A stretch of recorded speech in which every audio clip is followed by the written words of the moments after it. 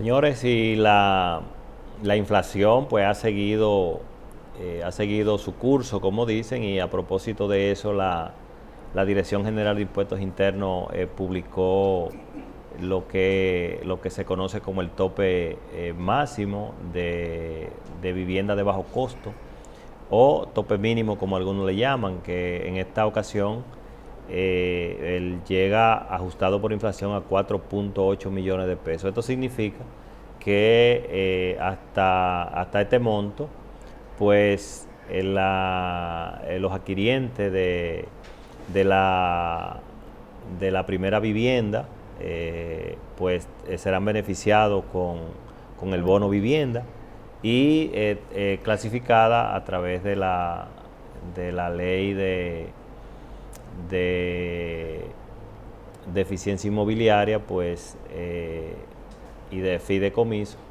pues tienen los beneficios, por ejemplo, de la exención del ITEVI en este monto para construir vivienda. Y esto es importante, Susana, porque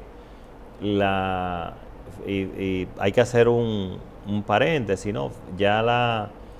Son pocas las construcciones que están por debajo de 2 millones de pesos. O sea, que estamos hablando que es un bien que es para una clase determinada. Vimos algunos proyectos en la ciudad de Juan Bosch inicialmente, que el primer rango eran 800,000 y pico de pesos. O sea, esta vivienda de 2 habitaciones, diríamos bien acomodada para la clase, pero lo cierto es que, visto los incrementos de los costos de construcción, pues ya los constructores, y por un tema de rentabilidad, realmente ellos dicen que el construir vivienda de tan poco valor, pues es muy poco rentable. Entonces, por eso fíjate que se ajusta este monto. Estamos hablando que una vivienda de 4 millones a 4.8 es una vivienda, diríamos, si se quiere, muy básica. O sea, no es una superestructura, pero diríamos, ese es ese estándar para, diríamos, esa clase media-baja. Porque también hay un tema, Susana, estamos hablando, por ejemplo, que una familia adquiera una vivienda de 4 millones de pesos, 4.5, quizá como mucho llegará a un inicial de 800,000, 1 millón de pesos, bajo un esfuerzo extraordinario, y tendrá entonces que financiar 3 millones de pesos, 3.5 millones de pesos. Ese financiamiento de 3 millones de pesos y algo supone una cuota entre interés y capital de aproximadamente 50 a 45, 52,000 pesos. Sigue siendo elevada. Es elevado de hecho, para poder lograr ese nivel diríamos, de cumplimiento de ese compromiso, pues tienen que estar la pareja, los dos tienen que estar trabajando. Estamos hablando que para tú pagar diríamos, un financiamiento de ese nivel, el ingreso debe de rondar casi los 100,000 pesos para que tú puedas, entonces, entre servicios y el costo de los gastos alimenticios y demás, pueda más o menos equilibrar. O sea, que no es tan fácil, porque por eso hablábamos de una clase determinada. O sea, no todo el mundo calificaría para, aún estando estas facilidades que es muy buena, sí, valga la redundancia, que debemos reconocer. Sin embargo, esa misma clase que tú mencionabas, esa clase media baja, siguen estando esos montos un tanto, ¿verdad?, lejos de la probabilidad de la adquisición. Y adicional a todo lo que mencionas, Basilio, todo lo que explicas es sin la ocurrencia de un imprevisto. sobre todo sin la ocurrencia de un imprevisto de salud, porque si llegó el imprevisto de salud, se atrasan, tienen que pagar moras y todo lo demás en el pago, porque salen completamente del presupuesto familiar para el mes. Sí, de hecho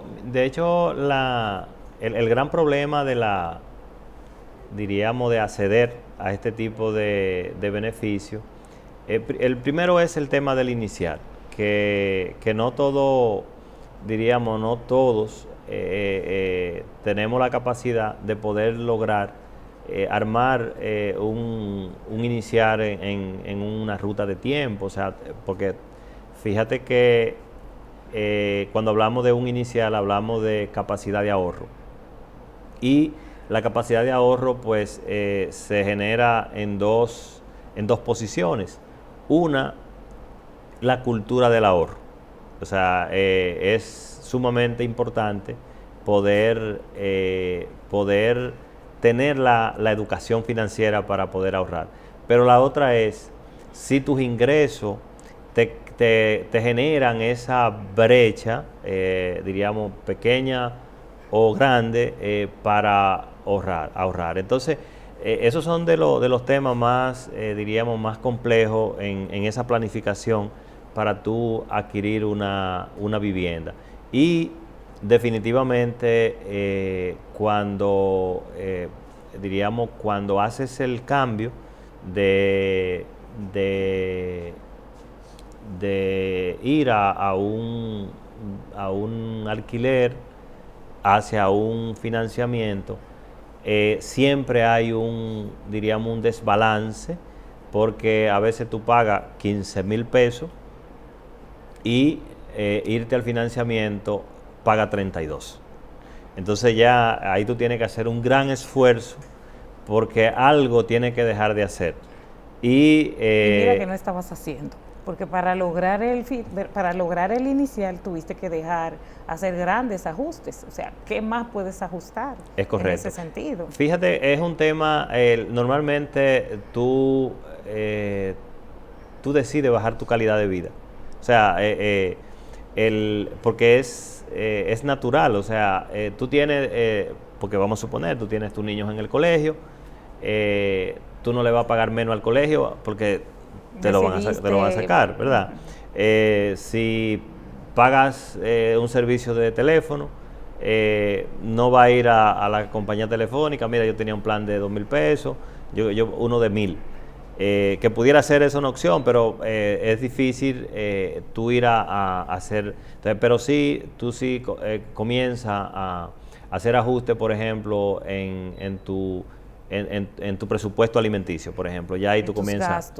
Tus gastos sale menos, y comienza a hacer ajustes, pero que son ajustes por un largo tiempo, Susana, porque estos préstamos son préstamos a 20 años. Fíjate que hay instituciones, por ejemplo, hay asociaciones que están prestando hasta 30 años.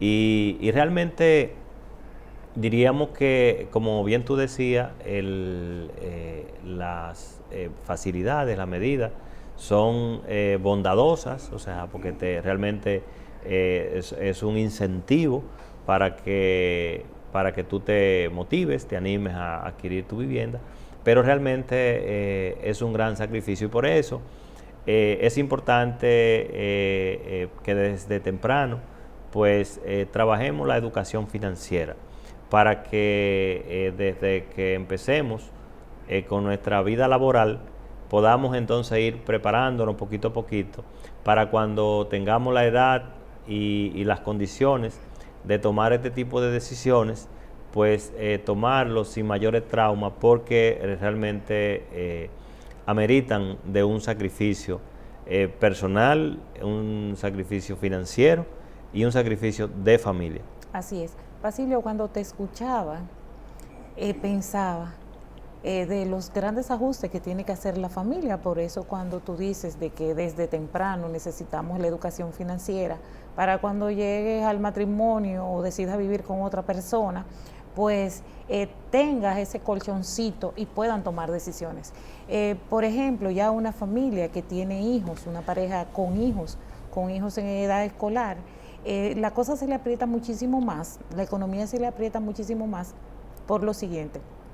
Fíjate que estos proyectos en su generalidad se encuentran fuera del casco urbano, se encuentran, ¿verdad?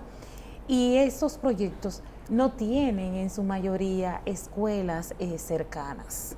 O sea, que voy a cargar con el tema de pagar el colegio, mantener el niño, los muchachos en el colegio donde estaban o en el colegio más próximo, que es fuera de lo que sería el residencial.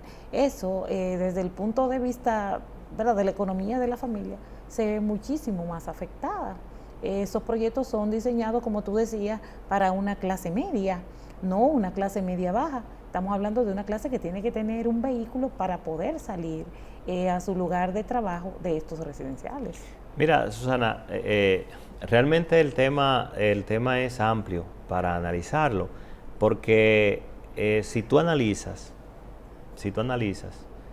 difícilmente, por ejemplo, alguien se embarque en adquirir una vivienda, alguien con menos de 40 años. O sea, por un tema natural de lo que es la evolución económica de la persona. Tú puedes encontrar muchachos jóvenes, o sea, excepciones de 30 y pico que vienen. Muchachos bien maduros, Sí, ¿verdad?, con sí, una ruta, exacto. excepciones. Y que logró concebir una relación temprano. Porque, por ejemplo, porque solo es difícil que te embarques en este tipo de compromiso. Además, por un tema también natural de que tú a esa edad, diríamos 30 años, 32 Tus años. aspiraciones son otras, tus objetivos son otros. Sí, sí, está en una transición de vida, un poco más haciendo ese híbrido, disfrutando parte de esa juventud.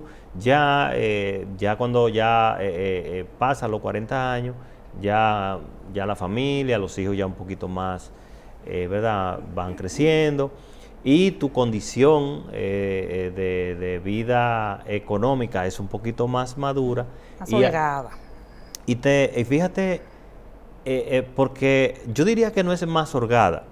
Es que ahí ya tú comienzas a tomar decisiones, como esas decisiones de peso. Pero estamos hablando, Susana, porque hay que analizar las cosas como son, o sea, como en su realidad. Cuando tú, por ejemplo, te planteas a los 45 años financiar una vivienda a 20 años, estamos hablando que tu proyección de terminarla es a los 65 años. Entonces, para que veamos lo que hablábamos del sacrificio y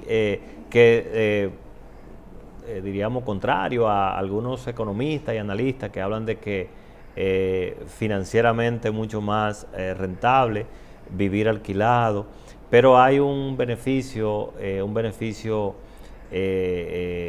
diríamos, de esa tranquilidad que le da al ser humano tener su propio espacio, saber que ya no te van a pedir la casa. Que no vas a perder el empleo y que no tienes con qué pagar la casa, porque esos economistas siguen así hablando o proyectando en otro tipo de países. Aquí la media lo que aspira es a tener una vivienda propia, bajo las condiciones que su capacidad financiera le permita, porque es lo que le da seguridad y tranquilidad al dominicano.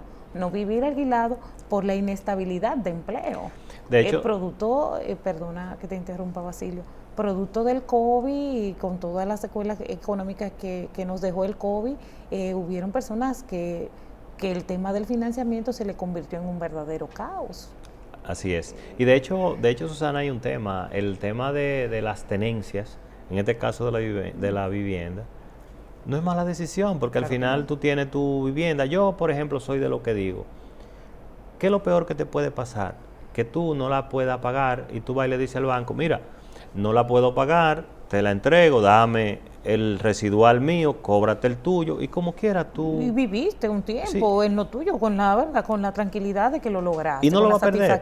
Y no lo va a perder. No, o sea, no pierde tu dinero. O sea, que realmente la opción de luchar por tener un espacio, por tener ¿verdad?, un activo, tener tu patrimonio, siempre es una buena decisión. Nos vamos arriba, mis amigos, y regresamos con el próximo segmento del programa.